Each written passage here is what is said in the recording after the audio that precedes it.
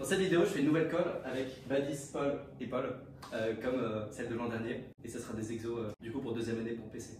Ok, donc l'idée c'est que, si je regarde plus bien, on va s'intéresser à comment on peut le partitionner en différents polygones. Donc typiquement, alors, on va faire deux triangles. Si je fais 8, bah, on va partitionner, mais ce que je veux que tu montres, c'est que peu importe la partition, enfin les deux plus petits apparaîtront deux fois. Donc typiquement, là je peux faire peut-être deux traits et un carré.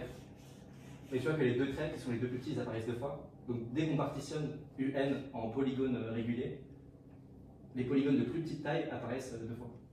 Ok Paul, je regarde le polynôme somme pour k allant de 0 à n de x puissance k sur k. Il faut montrer qu'il n'a que des racines simples sur C. Paul B, je prends P, un polynôme de Rn de x, tel que pour tout i dans 1n plus 1. Alors j'ai P de i égale 1 sur i, pardon. Il faut déterminer P de 0.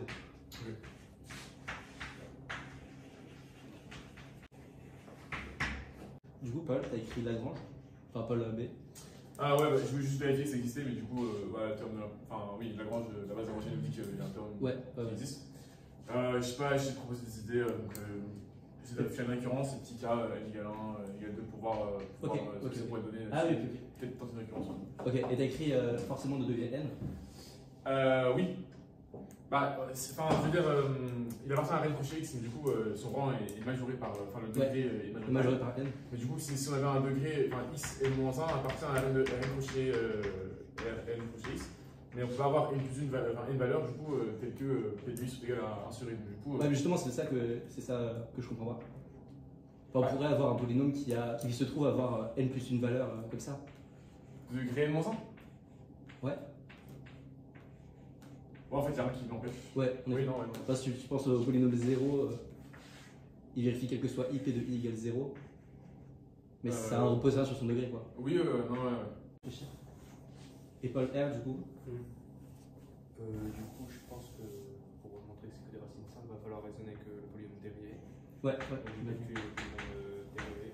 Par contre, juste la somme, c'est de 0 à n. Ici? Ouais. Oui, mais du coup, comme on a 1 sur k, je peux pas l'avoir. Ah oui. Non, au début c'était 0 à n, mais après j'ai corrigé. Ah oui, non, pardon, je me suis compris, c'est sur k factoriel. Ah oui, ok. Ah oui, bah du coup, ça on n'a pas le même polynôme dérivé.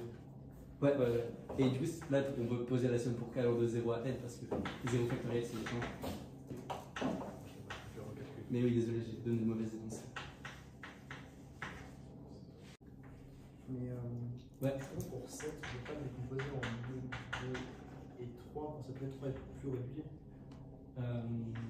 Ouais, et même 2, c'est impossible d'avoir deux éléments symétriques. Et il faut que le 2 soit symétrique. Ouais, c'est un polygone de degré 2.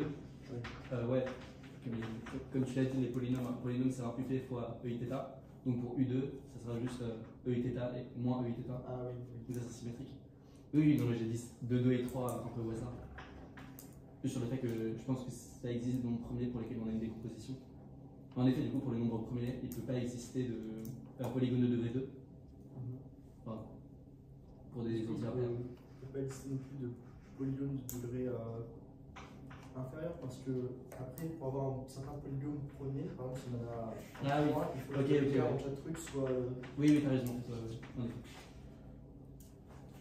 Tous les polygones, ce que tu as montré, c'est que le nombre de sommets d'un polygone divise n. Pourquoi je suis d'accord? Ouais. Du coup, normalement, si j'ai bien calculé le polynôme dérivé, si on a une racine de z qui va ne pas une racine simple, c'est-à-dire qu'elle va annuler z et prime de z. Du coup, les deux polynômes c'est 0, du coup on fait la soustraction de ces 0. Et donc comme là on a à peu près la même somme sans le dernier terme, exactement. Il reste que le zn sur n factoriel. Du coup ça donne zn égale 0, z égale 0, et 0 il est par racine, du coup c'est absurde. Faut prendre la somme pour k allant de 0 à n. Oui, j'ai oublié de corriger. Mais du coup, si on fait à 0, ça fait juste 1 sur 1. Ça fait 1 quoi, c'est par racine. Ok. Juste un tout petit peu de contexte. Là, ce qui apparaît, c'est les n premiers termes de l'exponentielle. Et du coup, c'est pour ça que quand on dérive, ça ressemble à peu près au polynôme. C'est parce que si la somme est infinie. Voilà, c'est ça. Du coup, tu peux effacer. Ok, dans cet exercice, il faut montrer que l'exponentielle n'est pas une somme finie de fonctions périodiques. sans supposer de la régularité quelconque sur les fonctions périodiques. Sans supposer quoi? De la régularité sur les fonctions périodiques, genre de la continuité. Okay. On suppose pas ça.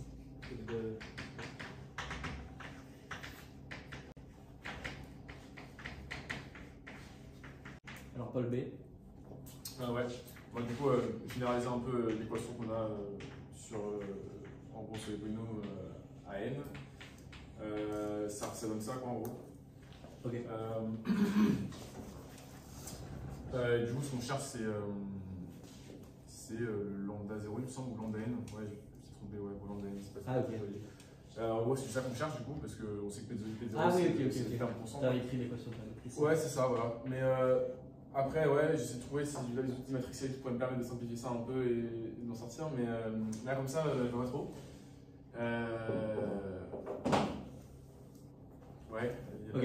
Bah, une indication que je peux donner, c'est que ça, c'est sûr que ça marchera. Il faut écrire les polynômes Lagrangiaux. Peut-être que ça sera un calcul compliqué à la fin. Mais il y a une raison pour laquelle c'est plus simple, c'est parce qu'on a pris P de I égale 1 sur I. Oui. Du coup, il faut utiliser ça. Ok. Du coup,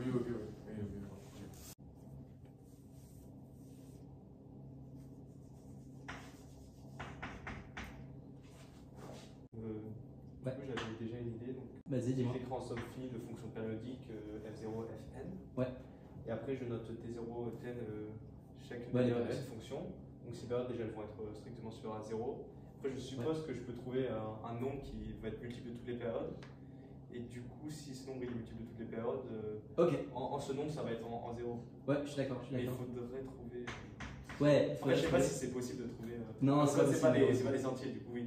Ouais, ça marcherait si c'était des périodes entières. Ouais, c'est ça. Plus littéralement, l'existence de ça, je crois que c'est équivalent à ce que les périodes soient linéairement dépendantes sur Q. C'est-à-dire pour écrire une relation à coefficient rationnel entre les périodes. Je me disais, du coup, c'était pas forcément vrai. En tout cas, non, si les périodes étaient entières, on pourrait trouver. Mais en tout cas, ça me donne premier cas.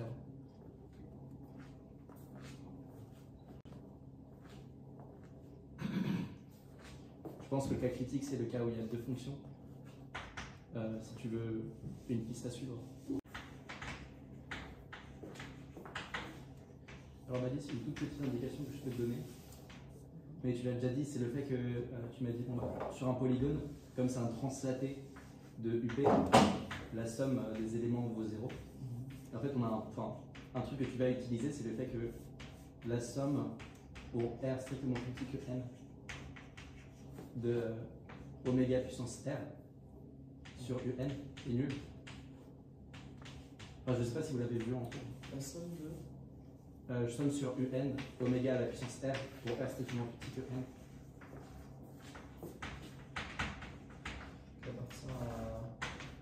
Non, c'est oméga dans UN et R il est fixé. C'est la généralisation de fait que la somme des éléments de oméga, la somme des éléments de UN sur 0. Là, si je mets ça à la puissance R, ça fait toujours 0. Ça, je sais pas si tu l'as vu ou si tu veux le prouver. C'est un truc que tu utilises. Hein. Oui, on l'a déjà vu. Ok. Enfin, je pense que je suis pas sûr, mais les matrices, c'est plus on l'a déjà vu. Ok.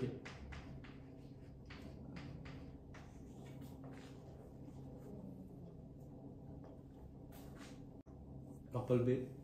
Ah ouais. Est-ce que tu as une idée pour... j'essaie de trouver la base de Lagrange parce que ça remonte un peu. Il me semble que c'est du 100.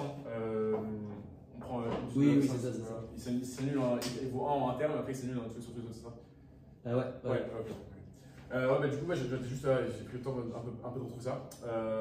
Du coup, je sais que c'est une base de l'ensemble des polynômes de Rn de Cauchy, du coup, je réfléchis, je reviens vers vous. Et est-ce que tu as une idée de la solution? Du coup, tu m'avais dit que tu avais essayé les petits cas. Oui, ouais. Ça donnait quoi sur les petits cas? Pas grand chose. J'ai trouvé P de 0 valait 3,5 sur R1 Cauchy X. Ok. Du coup, je sais pas ce que ça donnait, mais. Et R2 Cauchy X, les calculs étaient déjà compliqués du coup? Ouais, c'est ça, j'ai pas fait. Okay. J'ai pas fait. Ok. Ouais, non, j'ai pas fait non plus. Je sais pas si les calculs sont simples pour R2 Cauchy X. Mais. Ça a l'air d'être des valeurs assez aléatoires, mais pour l'instant, je sais pas. Bah, une indication que je peux te donner, c'est que P c'est à peu près 1 sur X sur les premières valeurs. Mais 1 sur X c'est pas polynomial. Oui. Par contre, ce que tu peux regarder, c'est XP. Comme on veut dégager quelque chose du fait que P se comporte comme 1 sur X. Oui. Donc étudier le polynôme XP, ça peut t'aider dans cet exercice. Enfin, le polynôme x fois p. Ah, oui, ok, j'ai cru exponence p. Et c'est quoi p du coup? Bah, le p, le polynôme en question. Ah oui, d'accord, oui, le polynôme, d'accord, qui s'écrit et on fait fois x, oui, d'accord, oui. Oui. Paul R, du coup, mon exo, j'ai créé comme ça deux fonctions. En fait, comme c'est des fonctions périodiques, j'ai eu l'idée de voir si. Donc, elles vont être bornées. Et donc, exponentielle, c'est pas nécessairement, parce que ça peut être des choses vraiment. Périodiques, mais. Par exemple, ça pourrait avoir des valeurs différentes dans chaque rationnel, mais quand même périodiques. Mais bon. Enfin, mettons que ce soit borné, on peut supposer. J'avais quelque chose devant la table, mais comme elles sont pas continues. Oui, c'est pour ça qu'au début, vous m'avez dit. Ouais, il n'y a pas d'hypothèse de continuité. Mais c'est pas grave, on peut dans un premier temps supposer qu'elles sont sorties. Du coup, comme elles sont continues, on fait des grandes dépenses atteintes. Du coup, elles sont bornées sur l'intervalle 0 max des périodes. Ah oui, donc c'est facile. Et après, juste me ramène à cet intervalle et donc j'ai que exponentielle n'est pas bornée. Oui, c'est ça. Juste les fonctions périodiques continues sont bornées et c'est juste pas possible. Donc, elles sont pas continues, ok. Ouais, non. En fait, j'ai des grandes dépenses atteintes. Non, bah, si tu prends une fonction qui, en chaque rationnel non nul, enfin je sais pas, mais tu pourrais imaginer une fonction qui soit partout discontinue et qui soit périodique. Et du coup, là, elle pourrait être périodique et divergée. Ouais, du coup, elles vont forcément diverger. Enfin, comme si on admet le fait que leur somme soit à l'exponentielle, il y en a au moins une qui diverge. Parce que l'exponentielle diverge. En fait, du coup, si on applique ce que tu m'as donné à un R, donc en fait, on peut supposer par exemple que ici j'ai une position, donc L, I1, I2, etc., sont l'ordre croissant. Si le plus petit n'apparaît pas deux fois, on peut l'appliquer à I1, et ce sera un strict quantité de I2 et de tous les autres. Donc en fait, ça fera bien 0 parce qu'on l'applique à N, et c'est bien un petit N. Par contre, on aura que la somme des omélettes exposant I1. Et il n'est pas nul. C'est ça. Il y a un facteur près parce que c'est pas. Enfin, le polygone translaté. Voilà, il faut EI θ I1. Voilà, exactement. Donc c'est une somme avec plein de termes, sauf que tous les termes avec les indices strictement plus grands que I1 sont nuls. Et donc on a cette égalité là-dessus. Très bien. Je peux y passer.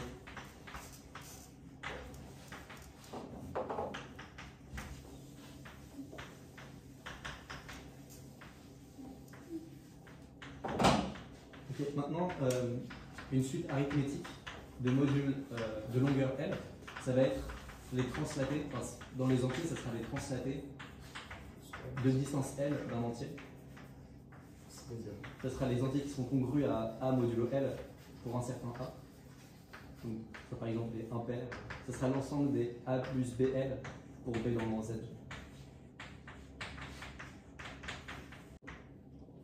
Pour N dans Z. Voilà, donc ça on appelle ça une suite arithmétique de longueur L. Et ce qu'on va montrer, c'est qu'il n'existe pas de partition de Z en des suites arithmétiques de longueur L où toutes les longueurs sont différentes. C'est la fin de l'énoncé. Oui, avec plus d'une suite. Oui. Parce que sinon on peut juste prendre les translatés par 1. Du coup, si on revient, soit elles sont bornées sur intervalle et donc on peut refaire la preuve précédente, à chaque fois se ramener dans l'intervalle, donc ça donne que l'exponentielle est bornée. Soit elles divergent sur cet intervalle, mais si elles divergent, ça veut dire que l'exponentielle va diverger et pas en. Ça pourrait se compenser. Il y a toujours des cas. Toujours des cas. Elle appartient à Z. Ouais.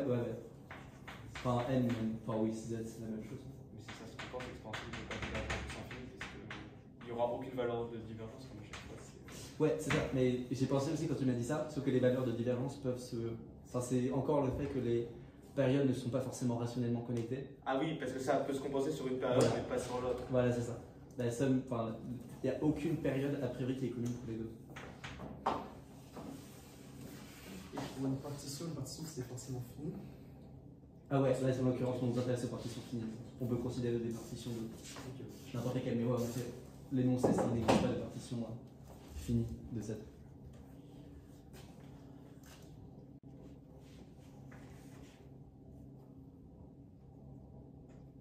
Ouais, Paul Bess. Je suis un peu perturbé quand même parce que XP, donc c'est facile, du coup il vaut 1 à chaque fois en 3 000 base Lagrange, c'est une base, comme son nom l'indique, du coup c'est bon en gros, des unités d'écriture dans la base. En fait, si on met 1 à chaque fois, trop bien.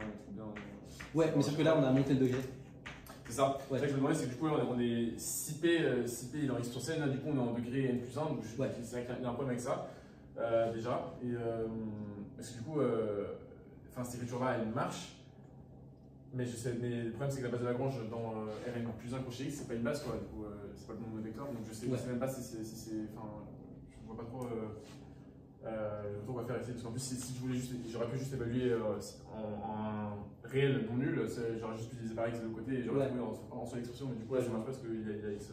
Dans ce cas, au lieu d'utiliser en effet la base de Lagrange qui nous fait défaut parce qu'on n'est pas dans le bon degré, on peut penser à la preuve de la base de Lagrange. Un point important de la preuve, c'est on enlève à P les polynômes de Lagrange augmentés du bon coefficient pour que ça s'annule sur tous les réels qu'on veut. Alors, on regarde P moins lambda J fois le polynôme de Lagrange LJ. Ah oui, ok, d'accord. On fait par corrigé et du coup on constate que ça s'annule dans un tas de points et du coup on peut le diviser par le produit des x moins lambda I. Ok. Là comme ça je vois trop. Là où j'en viens, c'est que le point important de la preuve, c'est qu'un polynôme qui se factorise en un certain nombre de points, on peut le factoriser par x moins lambda I. Et en l'occurrence, ici, Lagrange ne va pas directement. Mais c'est quoi les lambda I vous parlez juste les lambda I, les valeurs fixées, les n+1 valeurs fixées pour le polynôme? Ouais, au début c'était ça, mais là je voulais dire. Le truc qui fait que Lagrange marche, c'est que si un polynôme s'annule en les xi, les xi des réels, alors on peut le factoriser par les x moins xi. Oui. Ouais. Et du coup, c'est plutôt ça qu'on va utiliser pour cet exercice-là, donc xp. Et là, une décomposition sur une certaine base de Lagrange, mais il faudrait choisir la base et c'est pas évident. Oui, c'est évident, ouais. Par contre, on peut utiliser le fait que xp coïncide avec 1 sur un tas de valeurs. Ouais. Et donc xp moins 1, on peut le factoriser. Oui, ok. Oui. Et donc cette factorisation-là, ça sera plus efficace que des Lagrange. Oui, ouais, ok, d'accord, merci. Alors je pense qu'en fait, on peut montrer par récurrence. Okay. C'est-à-dire qu'en fait, du coup, j'ai posé AI et LI, c'est juste des suites qui prennent les paramètres, sachant qu'on a du coup des conditions sur la suite LI. Ils sont tous distincts et croissants, donc ils sont tous strictement croissants. Juste. Et en fait, le truc que je me dis, c'est que vous, on va prendre L1 et L2, donc c'est les plus petites distances. Okay. Et puisqu'on a L2 strictement supérieur à L1, on va en fait, quels que soient les points d'origine, on va avoir des points qui sont occupés par une des deux suites. Ok. Enfin, on regarde l'union des premières suites à c'est ça. Et en fait, on va avoir des points qui ne sont pas occupés par ça. Ouais. Enfin, voilà. Et en fait, ces points-là qui restent, ils sont en bijection avec Z. Oui, je suis d'accord. Et donc en fait, on a réduit le nombre ici de I. Et après, en faisant une décroissance comme ça. Oui, ok. Ça serait un bon argument, sauf que la bijection ne préserve pas forcément la somme. Et ce qui est important avec les suites arithmétiques, c'est que c'est une condition sur la somme. Donc en effet, ce qui est complémentaire sera encore en bijection avec Z, mais de manière non canonique, dans le sens où c'est pas une bijection qui respecte ce qu'on aimerait que ça respecte, en l'occurrence les suites arithmétiques. Ce que tu as dit, c'est que le complémentaire était infini, et ça, je suis d'accord. Paul R. Donc tu regardes des cas de divergence en 0. Oui, mais du coup, ça n'a pas la même période. L'idée, c'est que pour compenser, il faut créer une autre divergence autre part. Après, il y a des fonctions et après, on a un trou de divergence, à un moment, ça se raccorde. Ok. Quelque chose comme ça. Je pense que je vois, intuitivement, j'avais réfléchi à un argument comme ça aussi. Un truc qui est rassurant, c'est qu'on a l'impression que il y a plein de points de divergence. Parce que quand on diverge d'un point, ça force une autre fonction à diverger. Et ça force à chaque fois, ça crée un nouveau point de divergence à l'infini. Voilà, c'est ça. Ça diverge à l'infini. Mais les trucs un peu. Donc je pense que tu arriveras à montrer que les points de divergence sont denses. À voir si tu arrives à l'exprimer d'une manière qui te satisfait. Mais le souci étant que même une fois que c'est dense, comme c'est pas des fonctions continues, ça nous aide pas forcément. On est devant des pathologies qui sont très grandes de la part de toutes les fonctions qui peuvent se composer. Ça serait pas une piste pertinente juste de montrer qu'il y a un point de divergence. Si, il y en a. Tu pourrais montrer ça, mais je vois pas en tout cas comment le faire conclure. Une indication que je peux te donner.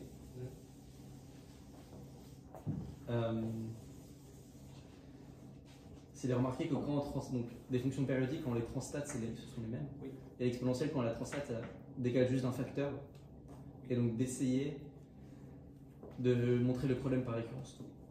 Par récurrence? Ouais. C'est ça que tu cherchais, c'est ça? En fait, oui, c'était ça l'idée, c'était qu'elles elles sont périodiques alors que l'exponentielle fait que croître, donc à chaque fois j'essayais de montrer que du coup ça faisait des. Ouais, non, bien sûr, t'as bien sûr trouvé l'idée de la divergence. Mais je te donnerai une autre indication un peu plus tard. Alors, Paul B. Ok, bon, j'ai pas tout compris à ce que tu me dis. Mais. Bah, si, c'est exactement ça. C'est x-1, okay, c'est factorise comme ça. Ok, c'est. Pour un certain. Ensuite, il y a un certain facteur. Ah oui, pardon, il y a un. Oui, il y a un. On a 0 qui est. Ouais, exactement. Mais du coup, ça règle toujours mon problème en gros que. Bah, il y a clairement un problème là-dedans parce que du coup, j'ai un coefficient constant non nul, alors que x soit p, normalement, il a forcément un coefficient constant nul. Ouais, exactement. Bah, c'est exactement. Tu l'as dit. Bah, il y a un problème. Bah, c'est ça qu'on va pouvoir exploiter pour connaître le Ah oui, ok, d'accord, ok. Ah, ok. Donc, je te laisse. Ah oui, ok, bah du coup, c'est. Okay. Ah oui. Alors, Badis, une indication que je peux donner, c'est d'utiliser l'exercice d'avant.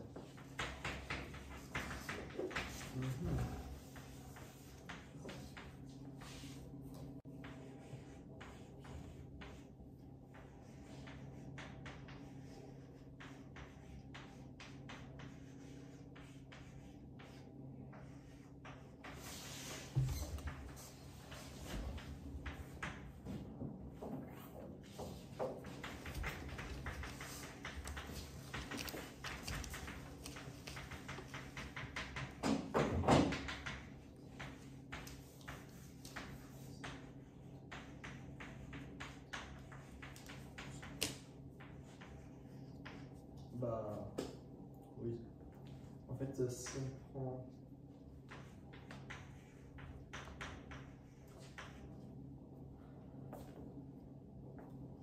Je sais pas si ça va marcher. Et en fait, ce que je me dis, c'est que là, quand je vois ça, ici, c'est en gros la phase de laquelle on a tourné notre polygone. Ici, ça va être le 2pi sur n avec n, du coup, le n du polygone. Ce sera. Ok, ouais, je suis d'accord. Et en fait, on va utiliser aussi ça, du coup, c'est que c'est strictement croissant, on ne peut pas avoir les deux plus petits qui sont égaux, parce qu'avant on a montré que c'était le cas. Après, il faut encore relier z à qu'est-ce que c'est sur le cercle. Enfin, comme ça, je dirais qu'il faudrait qu'on trouve un n qui soit décomposition de ça.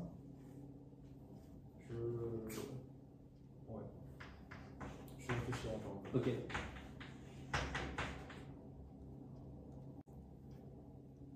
Je sais pas si j'ai fait une arnaque là. Ok, mais dis-moi. Mais du coup, comme je me suis placé à chaque fois sur des intervalles avec la période de la fonction f.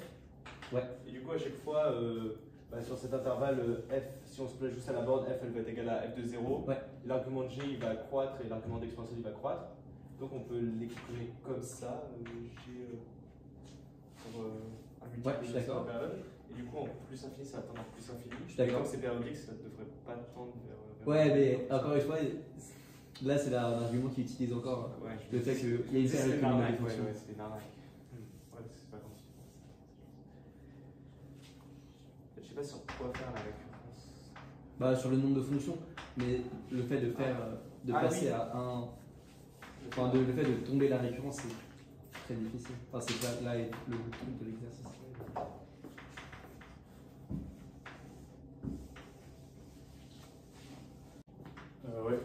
Je veux pas savoir finir en gros, mais j'ai quand même soit une erreur de calcul, soit je sais pas ce que j'ai. Enfin, je sais pas trop ce que j'ai foutu. En gros, oui, du coup, en fait, oui, j'avais occupé dans le milieu d'un 0, mais du coup, c'est cohérent que là, sans un 0, il n'y a pas de 1, mais en fait, un 0, le coefficient va faire en sorte, va faire en sorte que c'est ça nul. Donc, par identification, par rigidité des polynômes, on sait que le coefficient constant est nul, et donc, du coup. Ouais, J'en exactement. ai dit lambda 0 égale. Ouais, c'est ça, moins 1 sur 7 sur le L factoriel, je crois. L plus 1 factoriel.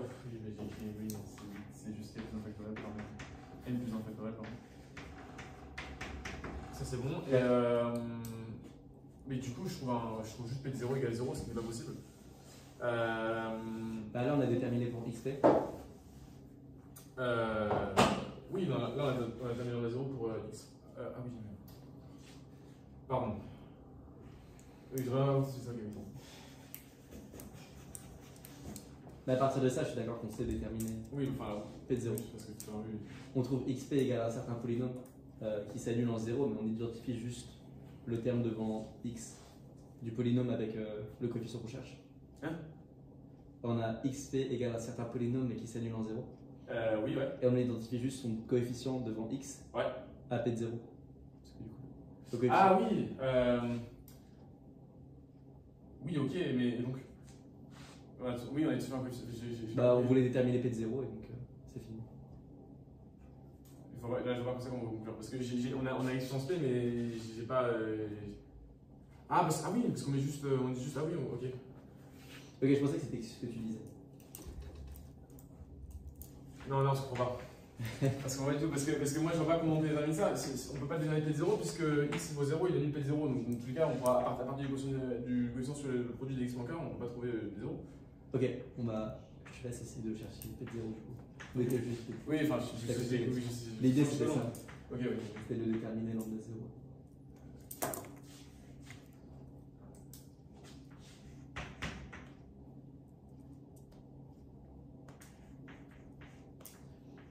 Ok Paul, R, une indication que je peux te donner. C'est donc on a EX égale f de x plus g de x. Maintenant si je note t une période de f, grand T une période de f, on a e de x plus t qui est égal à f de x plus t plus g de x plus t. Et à partir de ça, je prétends que tu peux te ramener au cas d'une seule fonction. Si tu écris, si tu évalues l'équation e égale f plus g en x et en x plus t pour tout x. J'avais essayé d'évaluer en t, j'ai peur. Ouais, c'est ça, mais on évalue en ex plus t cette fois.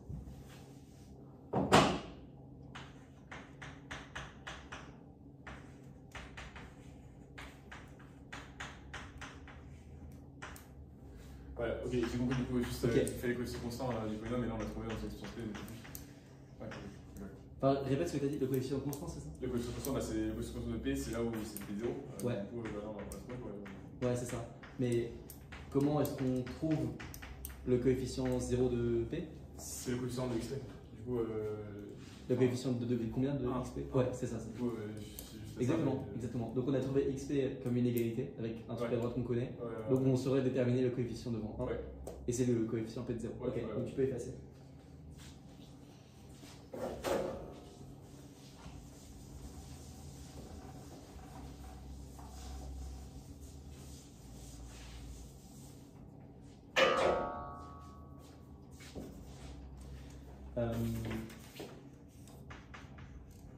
On veut montrer qu'il n'existe, on veut déterminer l'ensemble des polynômes de R de x qui induisent une surjection de n dans n.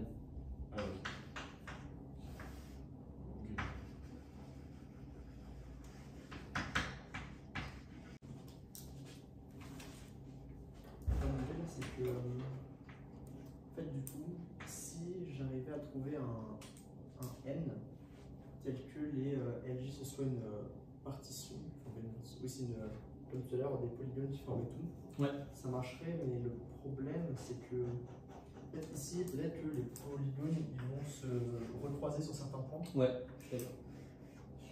Ça va pas marcher pour n'importe quel n. Parce que certains n ne font pas qu'il y a une sorte d'équidistance entre les points des suites arithmétiques dans le segment 1n, disons. Donc ça ne marchera pas pour tout n, mais il y a un entier n qui va marcher. En fait, je me dis que si on en prend suffisamment grand, on aura deux cas de figure. Soit les polygones ne forment pas tout, et dans ce cas on a fini parce qu'on a trouvé un point qui n'était pas atteint. Ouais. Et en fait, s'ils forment tout, en fait, il faut trouver un n suffisamment grand pour qu'ils soient tous distincts. Et à partir de ce moment-là, on a fini parce que soit ça forme tout, et du coup on a le cas d'avant, mais sauf que si c'est strictement croissant, donc c'est pas possible. Soit il y a un point qui n'est pas atteint et du coup on a fini. Ouais, je suis d'accord. Mais pour ça, il faut trouver le n par contre. Ouais, et aussi, il faudrait que ce soit vraiment des polygones et pas des polygones où l'arrêt de fin saute un truc. Enfin, comme tu l'as dit.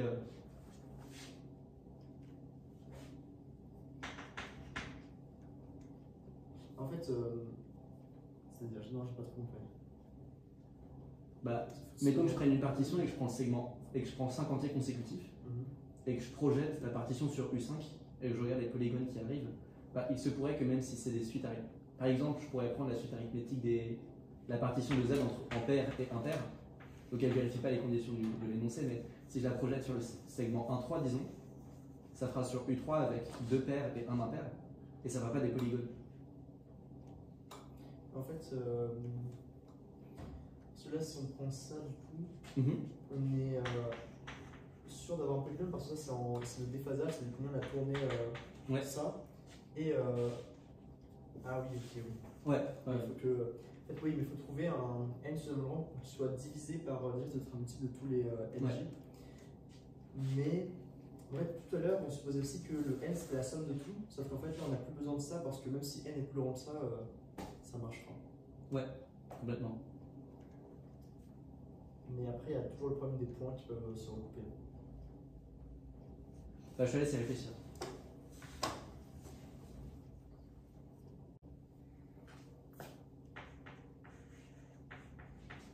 Ouais. C'est une condition très forte quand même. Je sais pas, j'ai pas de m'avancer, mais à part l'identité, je vois pas trop. Ouais, exactement, ça sera juste l'identité. Ouais, bah non, faut le prouver quoi, mais je posais par l'absence d'un polynôme qui n'est pas identité. Ouais, et tu as une idée de pourquoi, enfin une intuition de une direction dans laquelle te lancer?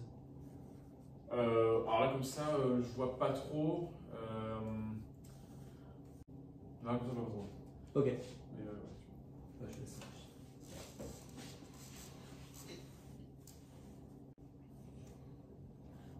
J'ai l'impression d'en remarquer. Pardon? Je suis pas sûr de ce que j'ai fait. Ok. J'ai essayé juste d'exprimer f en fonction de g. Ok. Et avec cette expression, f elle est périodique avec la période de g. Ok. Et du coup. Oui, du coup, je suis d'accord, ça serait absurde. Si elles ont la même période, oui. Oui. Ça casse quelque chose. Il doit encore avoir quelque chose qui va. Ah oui, ok, pardon. Ça et ça. Oui, ok, je suis d'accord. Ouais, non, mais c'est pas très clair. Non, et ensuite tu décales le terme sur f de x et tu utilises. Ouais, en fait, j'essaie d'espérer que c'est. Non, ça a l'air de marcher, ouais. Ouais. Ouais, très bien. Et du coup, c'est dans la même période, des trucs se divergent et tout, ça marche. Ouais, très bien, ouais, ça marche très bien. Et tu vois comment le généraliser à n fonctions peut-être? Faire même calcul, c'est compliqué. Non, je pense pas que ça soit compliqué. Parce que, essentiellement, ce que tu as fait, c'est que tu as exprimé f en fonction de g. Et pour l'instant, tu n'as pas utilisé que g était périodique. Juste exprimé f en fonction de g et ensuite tu as dit c'est gagné. J, j'ai exprimé f en fonction de g et après, avec la périodicité de g, comme là. Oui, je suis d'accord. Mais juste le fait où tu utilises la périodicité de g à la fin pour dire bon, bah, f et g ont la même période, tu n'as pas utilisé le fait que g était périodique pour avoir cette expression-là. Ah non. Donc on pourrait imaginer une expression du même type, mais sauf qu'en remplaçant g, on regarde la somme de toutes les fonctions. Si on avait e de x égale f plus un tas de fonctions, bah, on pourrait regarder ce tas de fonctions comme une seule fonction. Oui. Et ensuite, on aurait une expression de f en fonction de ce tas de fonctions. Ah, et là, on pourrait utiliser. L'idée, c'est quand même d'avoir l'expression de f en fonction. Ouais.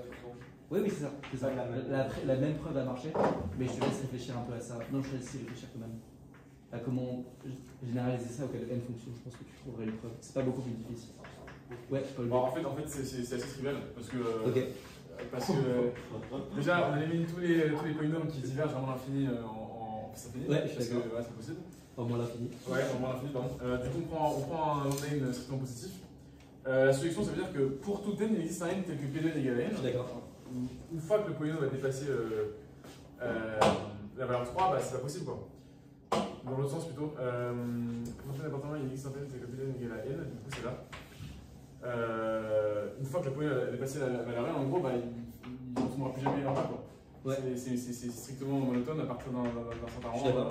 Enfin oui, vous voyez ce que je veux dire quoi. Du Ouais. coup, je peux essayer de le démontrer proprement si vous voulez, mais ouais, faut que je démontre. Bah, je vois pas où est l'argument. Enfin, je suis d'accord, mais c'est des trucs comme ça. Bah, mais, donc le polynôme à partir d'un certain rang est strictement monotone. Ça, je suis d'accord. Ouais, c'est ça. Donc il sera strictement croissant du coup. D'après ce que tu as dit. Ouais, voilà, il sera strictement croissant si on prend n supérieur à 0. Ouais. Et l'argument, bah, c'est. Enfin, je vais afficher un argument plus précis si vous voulez. J'y réfléchirai. Mais. Bah, je le dis à l'argument même de manière informelle. L'argument de manière informelle. Ouais. Donc comme ça. Donc je suis d'accord, le fait que le PPCM, enfin, tu as mis le produit de LI, mais le PPCM aurait aussi marché. Le fait que l'anti-N comprend soit divisé par le PPCM, c'est ça qui fait que ça marche. Okay. Et je sais pas si tu as. Alors là, en fait, j'ai pris juste le produit de tout. Ouais. Et donc, si on suppose que Z il y a ça, donc en particulier, cet intervalle, il y a un truc dedans. Complètement. Dans ça. Et donc, je vais poser les IJ qu'on avait tout à l'heure, donc les numéros des cercles. Ouais. C'est le rapport entre N et LJ. Chaque ensemble ici a au plus un certain nombre d'éléments qui est IJ. Enfin, c'est au plus IJ plus un élément qui sont dans ça. Parce qu'après, quand K est supérieur ou égal à IJ, on aura l'élément ici qui sera supérieur ou égal à N. En fait, il est strictement supérieur à N si le A est non nul. IJ, c'est quoi? C'est LJ, N sur LJ? Ok, ouais, c'est d'accord. IJ, c'est en fait le numéro ici. Donc en fait, on peut supposer qu'ils sont. Enfin, s'ils sont tous nuls, on va avoir IJ plus un élément qui appartient à cet. Non, en fait, non, c'est bon, je crois. Non, en fait, j'ai pas pris 0, on aura toujours I plus J éléments au plus qui sont dedans. I plus J. En fait, non.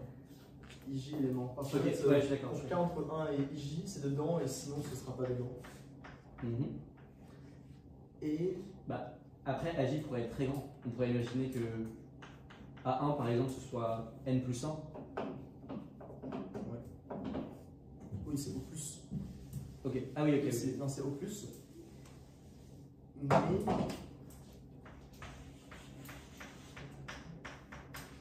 Mais puisqu'on a.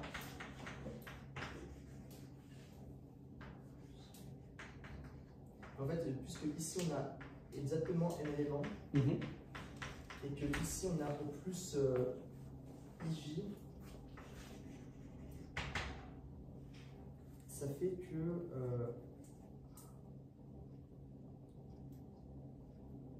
Ça fait que la n est inférieure ou égale à la somme des IJ. Et donc, si n est strictement inférieur à la somme des IJ, on a un élément inférieur ou égal à la somme des IJ.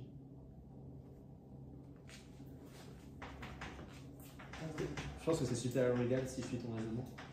Tu as dit qu'il y avait au plus IJ éléments pour chaque union.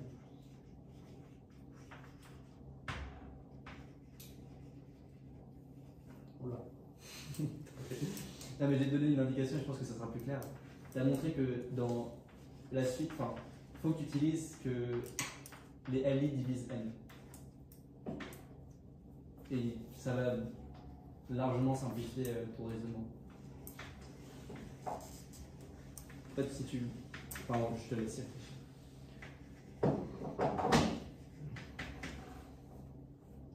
Mais j'ai plus de mal à généraliser le calcul quand même. Ok.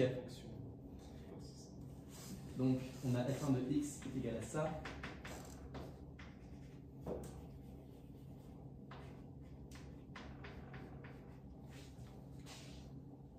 Bah, faut se souvenir de ce que tu as fait pour le cas de deux fonctions. Je pense que ça marchera au moins pour le début exactement pareil. Oui, mais j'essaie de faire pareil. Ok.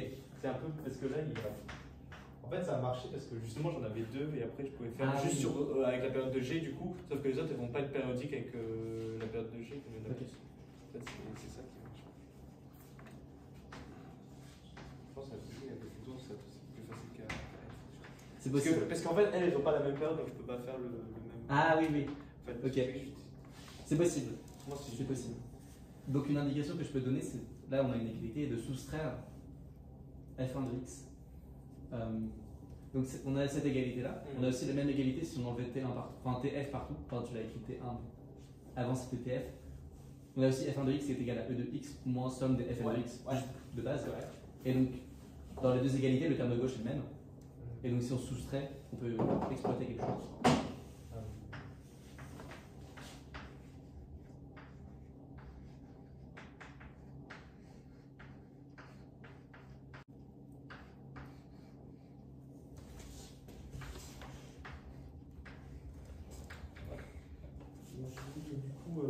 Pour en revenir à tout à l'heure, oui. Là j'ai majoré le nombre d'éléments de cette forme-là qui appartiennent à un n. Donc j'ai la somme des IJ qui est inférieure ou égale à n. Ouais, exactement. Et si elle est strictement inférieure à n, bah on a un élément qui n'y appartient pas. Complètement. Si c'est égal à n, on est ramené au cas de tout à l'heure, enfin au cercle, parce que ah non, mais si on a la somme des ij qui vaut n, en fait, bah, c'est la caractérisation que j'avais prise, c'est que du coup on a bien tous les ij qui divisent n et leur somme qui fait n. Oui. Et c'est ce que j'avais pris, enfin ça caractérisait précisément la décomposition. Ouais, mais il faut encore montrer que les polygones sont bien symétriques. Là, je suis d'accord, on a montré que donc, ton argument il disait par un certain argument, je sais que j'ai ij plus petit que. Ou alors je sais que j'ai le nombre d'éléments dans un n qui est plus petit que ij.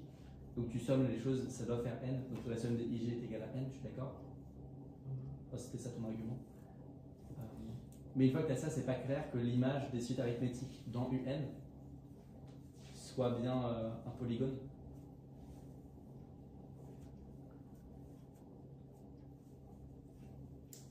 Puisque L et LJ divisent n ici.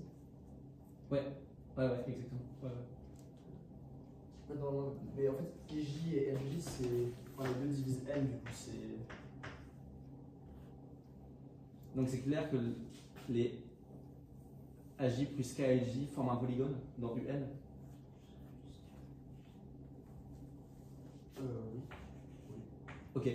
Enfin, après, ça c'est juste la phase qu'on prend et après on multiplie par 2 pi sur n. Ça me fait bien un polygone. Ouais, ok, je suis d'accord. Ouais. Et donc ça termine l'exercice. Très bien. Là, tu fais ça. Du coup, on soustrait ça. Ouais. Égale 0. Et après, si je le fais de l'autre côté, ça fait comme si Lx était la somme de n-1 fonction périodique, parce que ça va être périodique avant la période de Tn. Et du coup, comme on avait montré par récurrence avant qu'on a rédigé que c'était pas exprimable comme somme de fonction n-1 périodique, ça marche pas. Très bien, exactement. Donc tu peux effacer, je donne un exercice. Ah bah 10, ensuite je donne un exercice.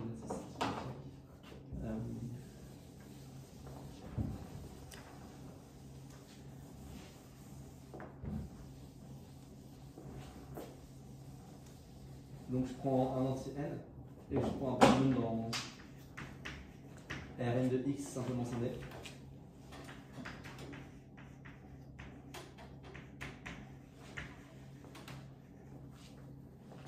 Il faut montrer que les racines de p carré plus 1 dans C sont toutes simples.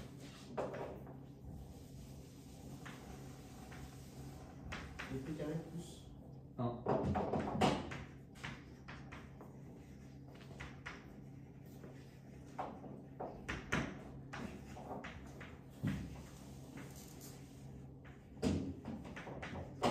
Et Paul R, est-ce que tu as fait l'exercice où il faut déterminer l'intersection de UN et UN? Oui, la okay. dernière. Alors, je prends en P un polynôme dans Rn-1 de x.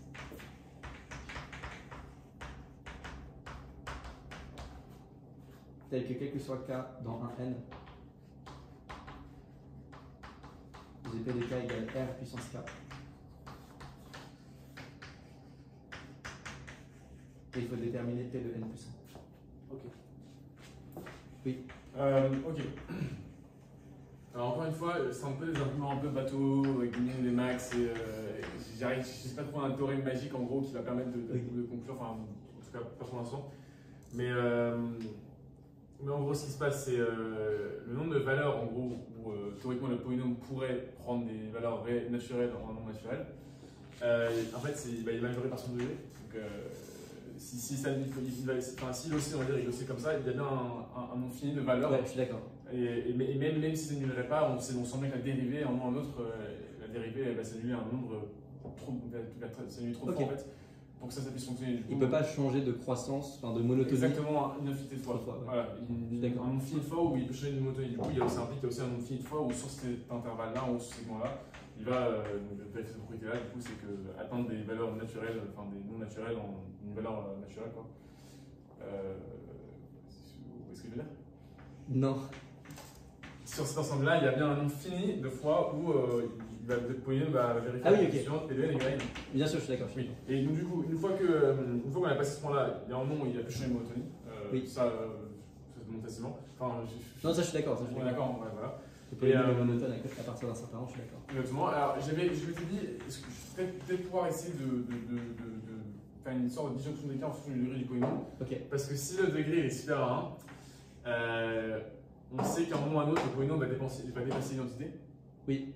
Et que du coup, dans ces cas-là, on va pouvoir trouver parmi l'ensemble qui était dénombrable cette fois-ci, donc qui était infini et dénombrable de valeurs de n qui n'avaient pas été inventées de cette manière-là par le polynôme. On sait bien qu'il y a un moment où en gros il va dépasser une valeur et du coup c'est mort quoi. C'est ça. Il n'y a pas une surjection induite de n dans n.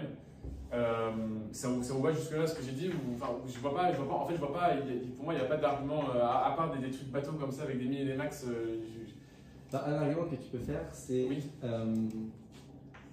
donc le polynôme induit une surjection de n dans n, en particulier ça le force à prendre beaucoup de valeurs dans un ensemble petit. Oui, alors, oui. Parce qu'on sait qu'à un moment, il va devoir toucher les entiers 1 jusqu'à grand N, et donc il y a plein d'entiers où il va devoir prendre des valeurs de 1 jusqu'à grand N. Oui. Et donc ça force, en gros, ça force l'existence d'un entier au moins plus grand que grand N, dans lequel il a une valeur qui est plus petite que grand N. Oui. Parce que, voilà. Et ça, pour un polynôme, si on croit dans la philosophie les polynômes ressemblent à leur plus grand terme à l'infini, c'est pas possible parce que le polynôme il va exploser. Il n'a pas le temps de prendre toutes les valeurs entières entre 1 et grand n pour n assez grand. Donc ça tu peux le formaliser. Oui, ok. Oui, je suis d'accord, c'est ça l'intuition, c'est que le polynôme est plus grand que x, enfin que l'identité comme tu l'as très bien dit. Et faut en quelque sorte quantifier. Enfin, une manière de faire, c'est de quantifier à quel point il sera plus grand que l'identité et montrer qu'il ne peut pas prendre trop de valeurs trop basses. On pourrait passer, mais on pourrait passer au polynôme x point identité et faire un raisonnement, en gros il s'annule 3 fois si jamais il vérifie la probabilité quoi, mais non, du coup, non, j'arrête. Non, ok. Non, ça... Il y a plusieurs manières, il y a pas de manière de faire, je te laisse. Moi ça marche, oui. Ok. C'était bien p carré plus 1. Oui. Est-ce que juste f c'est un polynôme non, c'est un entier. Oui.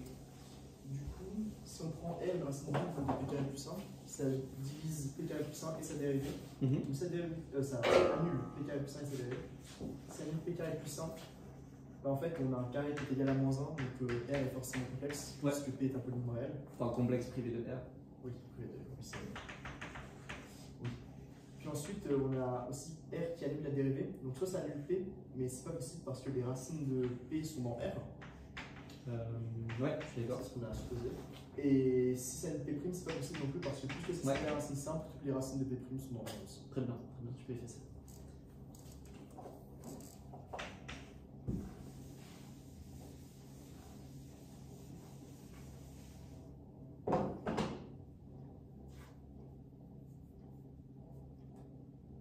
Je vais chercher un exo. Vous avez tous les exos.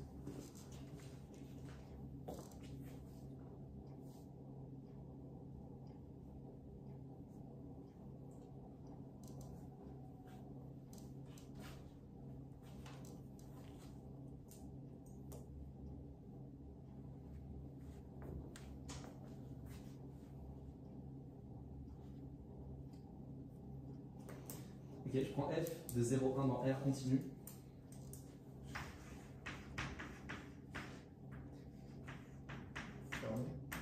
Oui. Tel que l'intégrale sur 0,1 soit nulle.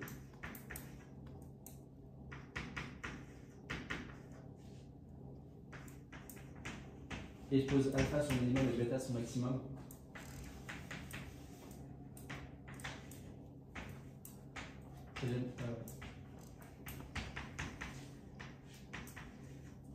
Et j'aimerais montrer que l'intégrale sur 0,1 de f carré est plus petite que moins alpha bêta.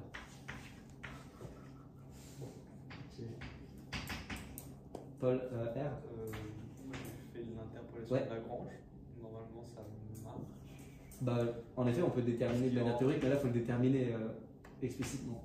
Ah oui, et du coup, là je peux juste faire le calcul avec les polynômes de Lagrange. Tu peux. Et il faut déterminer la valeur des. Enfin, ouais, tu peux.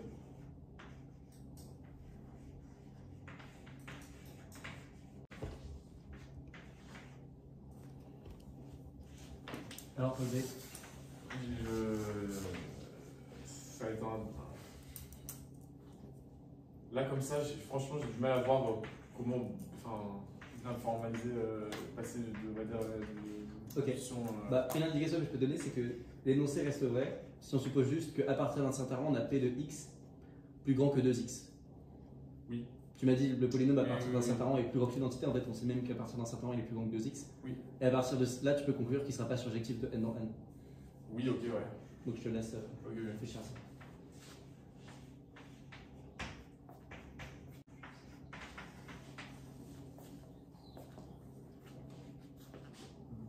Alors Paul R. Ouais. Oui, donc tu as essayé, ça donne des formules. En vrai, là, il y a presque le binomial. C'est k-1 factoriel fois k-2 factoriel fois Là, il y a k-1 factoriel et là, il y a moins n-k factoriel. Ok. Bon, bah je te laisse réfléchir et puis sinon je te donnerai une indication qui ne va pas dans le sens que tu as essayé jusqu'ici, mais c'est possible que la formule se simplifie et donne un truc sympa.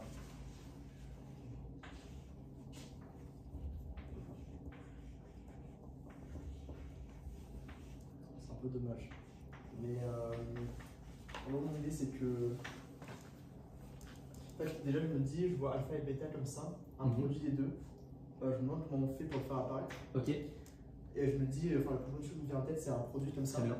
Et en fait, au début je réfléchis un peu pour ici, je me dis en fait si on monte f de alpha, ce sera toujours positif. Très bien. Si on baisse f de bêta, ce sera tout le temps négatif. Très bien.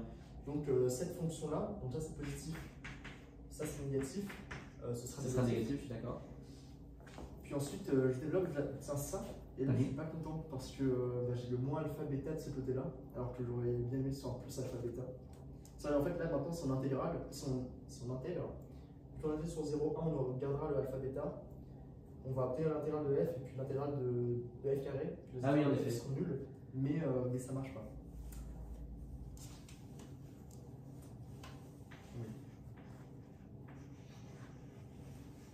Ok, c'est qu'il y a, une erreur de signe dans les f plus alpha et f moins bêta. Bah oui, mais f est alpha est négatif. Donc voilà, c'est ça. Oui, voilà, oui, ça marche mieux. Et voilà, on peut conclure ça. Très bien, très bien. L'exercice, tu sais, tu as tout de suite vu, tu peux effacer. Je donne un exercice ensuite, je regarde. T'as fait le lemme de Grunwald? Alors le nom ne me dit rien. Ok. Donc je prends f, peut-être que tu l'as déjà fait sans savoir, de continu de R+ dans R+.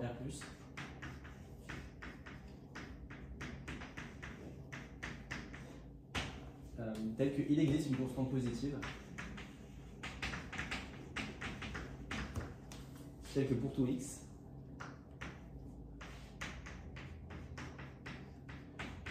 j'ai f de x plus petit que c fois l'intégrale de 0 à x de f. Il faut montrer que f est nul.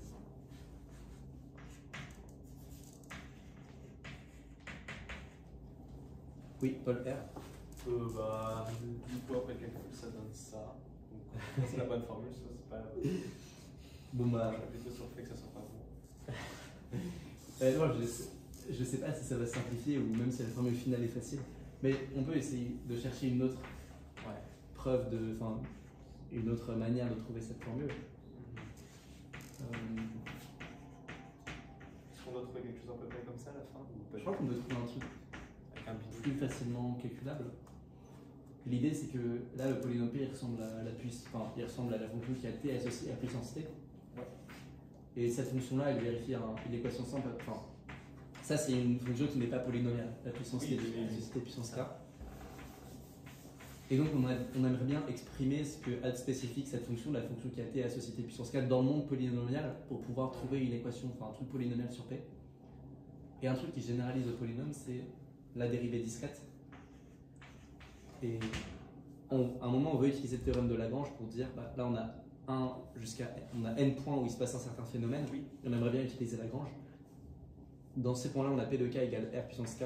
Et si tu calcules la dérivée discrète de P, on peut calculer genre juste des dérivés et on dit que c'est K R puissance K moins. Ouais, c'est ça. Et les dérivés vont coïncider avec P exactement comme tu vois pour l'exponentielle, tu as la dérivée qui est égale à elle-même. Ouais. Bah, en les km points, on sera pas capable. Je pense pas qu'on soit capable de calculer. Bah, ça, c'est pas nécessaire. Parce que les informations sur P ne donnent rien sur P'. Par contre, avec la dérivée discrète, je pense qu'on pourrait faire des choses exactement comme ce que tu as écrit. Je sais pas si c'est clair. On peut pas dériver là. Non, on peut pas dériver, mais on peut regarder la dérivée discrète. Je sais pas si tu vois ce que c'est. C'est la dérivée juste en un point. Ouais, c'est ça. Enfin, la dérivée discrète. Non, la dérivée discrète, c'est d'une fonction, mais en général, on regarde ça sur un polynôme. Évalué en n, c'est juste P de n plus 1 moins n. Ah, ok. Donc là, comme on connaît les valeurs de K sur le segment 1n, on connaît la dérivée discrète sur le segment 1n moins 1. La dérivée discrète, c'est juste P de n plus 1 moins. C'est ça. Moins P de n. Ok. C'est comme tu vois, la dérivée, c'est la limite. Ah oui, non, oui, voilà, je vois, parce que là, ça fait comme n plus 1 sur n. C'est ça. F et que c'est 0. Ouais. Bah, si elle est C1, peut-être que tu as une idée de comment faire. Ah, je sais pas, je me disais que si on dérivait, peut-être qu'on avait plein des trucs. Ouais, j'ai pensé aussi, mais on peut pas dériver. Enfin, les inégalités, ça passe mal au dérivé en général. Oui, mais c'était plus dans l'idée que Ok. si on pouvait dériver. En fait, déjà, on sait que f en 0 est nul. Oui. Pour plein de raisons, mais voilà. Ouais. Tu peux écrire avec la dérivée discrète, mais ça sert à rien. Ah oui, oui. Non, en effet, tu peux avoir une écriture comme ça ressemble à l'écriture de Oui, P de mais F de ça, X oui, moins ça veut dire F de que je 0. dois avoir la dérivée discrète en n plus 1, donc là j'ai aussi P de n plus 1. Ah oui. Je pense qu'un truc que tu peux écrire, mais on va s'arrêter juste après, c'est que la dérivée discrète, dans ce cas-là, c'est égal à R moins 1 fois P, ou un truc comme ça. La dérivée discrète, ouais. En tout cas, sur les points de 1 à n, n moins 1. Ouais, c'est ça, c'est RK moins 1 fois R moins 1. Ouais. Donc en particulier, on a que. C'est PK, c'est P de K moins 1.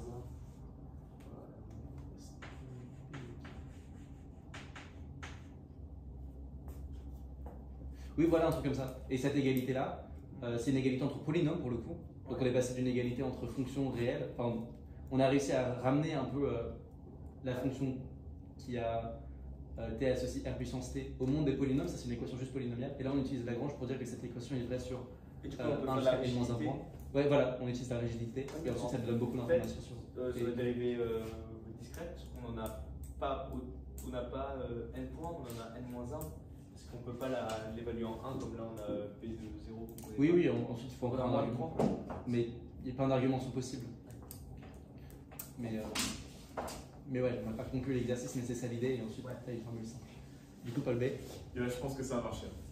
Sur notre A, l'ensemble des valeurs atteintes sur le segment où en gros le polynôme peut varier n moins une fois. Ok. Il fait ce qu'il veut n moins une fois. On a donc un B, je suppose, enfin l'égalité reste vraie, on a un B tel que pour tout x supérieur ou égal à B, P de x supérieur ou égal à x, ok. Et X un C tel que pour tout x supérieur ou égal à C, l'intersection de l'ensemble des entiers naturels tels que n est supérieur ou égal à la valeur absolue de C avec notre ensemble A il est vide. Ouais. Parce que ouais, est fini, d'accord. Et du coup, là, j'ai bien la condition qui était juste là que en gros. P de C plus 1 est strictement plus grand que C plus 1, je suis d'accord. Le polynôme ne verra plus jamais. Ok. Et donc du coup, voilà. Ouais, très bien. C'est la conclusion, on a dit. Bah voilà, très bien. Bah, en général, dans ce genre d'exo, on a l'impression qu'on comprend plus rien à rien. Un peu de temps et les choses sont beaucoup plus claires. Là, c'est beaucoup plus clair que ce que tu me dis à la fois. Ouais, juste un truc, on a quand même pas traité le cas des polynômes inférieurs ou égal à x. Degré 1. Mais bon, il est clair que. Ah oui, en effet. Bah, en fait, le truc, c'est qu'une fois que tu montres qu'il est degré 1, c'est fini. Oui, donc, ouais. Oui, je ne l'ai pas dit, mais le cas critique, c'est le cas où vous montrez que le polynôme est de degré 1. Et une fois que le polynôme est de degré 1, tu écris ax plus b. Oui. Et très visiblement, le coefficient. Enfin, les coefficients sont forcés d'être 1 et 0. Oui, voilà, c'est oui, Donc, j'ai supposé que le polynôme était plus grand que 2 et donc que P de x était plus grand que 2x à partir d'un certain point. Oui, ça se montre facilement, enfin, je pense que ça se montrait. Ouais, très facilement. Malice. Ouais. Ok. Pas trop. J'essaie de trouver une façon pour exploiter la linéarité, pour m'emmener à autre chose, qui réfléchit un peu à Cauchy-Schwarz. Et ça m'ennuie pas trop quelque part. Je me dis aussi si j'intégrais, j'obtiens des majorations successives des intégrales, mais ça ne sert pas à grand chose non plus. Voilà. Non, si, c'est très bien, c'est exactement ça. C'est l'idée d'itérer les intégrales qui fait que ça marche. Ouais. Bah, je vois pas pourquoi ça marche. Bah, en fait, un cas qui est intuitif, mais tout à l'heure, tu m'as dit que si on regarde l'identité, quand on intègre une fois, ça fait x carré.